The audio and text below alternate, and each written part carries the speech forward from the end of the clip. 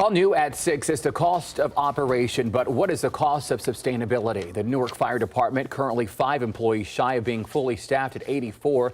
Because of that, overtime costs are quickly adding up. Tonight, 10 TV's Bryant Somerville talks with the union president who calls it a challenging situation for many reasons.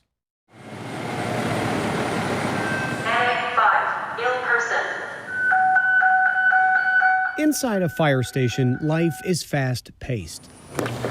A constant revolving door of coming and going. Be ready, stand down, but always on alert.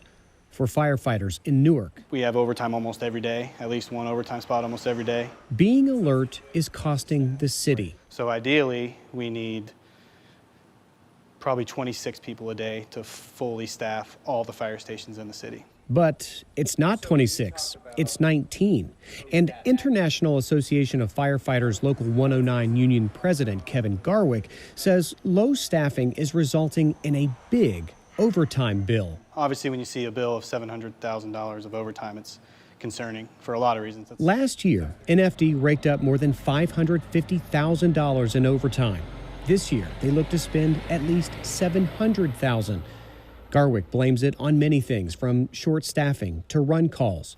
Last year, they went on more than 12,400 calls, and that number jumps about 8% every year. The workforce is already overworked due to just the run volume, and now we're having to work more on top of that to cover the staffing shortages. Garwick says it's also difficult to keep good firefighters and medics. The last time we were fully staffed was May 13th, 2021, and it lasted for 4 days. Retirement, transfers create a dip in staffing.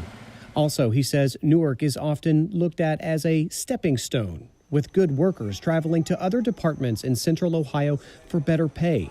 Many departments, he says, pay upwards of $20,000 to $25,000 more. And it's just hard to keep them here when there's that amount of money on the table. And yes, before you say it, he already knows. The obvious solution is to hire more firefighters. The problem, he says, with a candidate pool dwindling and with less people taking the test and applying, and with retention already a concern, more firefighters just is not possible. But until we can keep the firefighters that we hire and retain our employees and keep our staffing levels where they need to be, then it's going to be a continuous problem. In Newark, Bryant Somerville, 10 TV News. We checked and the fire chief was not available for comment. However, he did provide us with last year's overtime numbers for this story.